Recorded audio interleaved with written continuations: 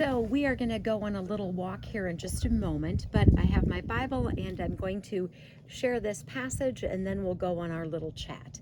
So Genesis 2 verse 8 says this: "The Lord God planted a garden eastward in Eden, and there he put a man whom he had formed.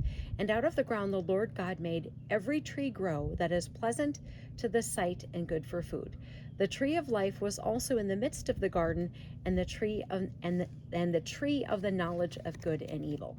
So that's Genesis 2 verses 8 and 9. So let's go on our little walk. And there's a reason I kind of wanted to kind of walk around with all of you today. You know, it's about 60 here. Well, it's in the 50s, but it's lovely. And the grass is starting to green up. And I was thinking about that passage in Genesis. Also, there's a passage in the last book of the Bible, Revelation 22 as well, where it speaks about that the leaves of the trees are used for healing. So there's a reason that we're out walking in the grass and we're talking about this today. I appreciate you being here. So one of the things is that we know that aspirin comes from trees. Now, I live in Wisconsin. I don't know how many varieties of trees produce aspirin, but I'm sure they're not native to Wisconsin or I would know about it. But we know that aspirin comes from trees. So we also know that prior to the fall, there wouldn't have been any need for Adam and Eve to have any sort of illness. Nothing like that at all. There would have been no sniffles, no cough, no flu, nothing like that. But after the fall, there could have very well been sniffles, coughs, colds, etc., right?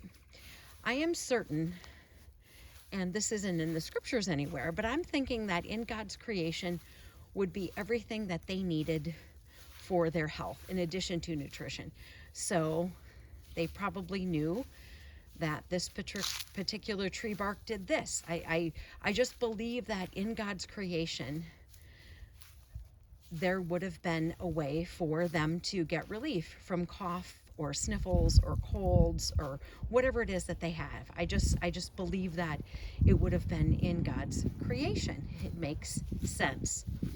So I'm out walking barefoot. How do we know? And I'm not saying this is an example. I'm not saying this is that this is, but how do we know that in God's creation, where we have all of these natural things that he has made for us, how do we know that, for example, walking in the grass barefoot is not a way to lower your blood pressure naturally?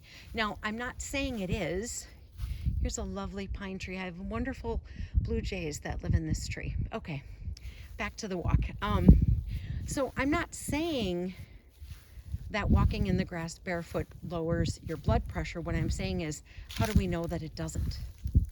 Has anybody ever studied this? Because I think that in God's creation, if Adam and Eve would have needed something for cough, sniffles, cold, etc., it would have been there in the garden for them after the fall.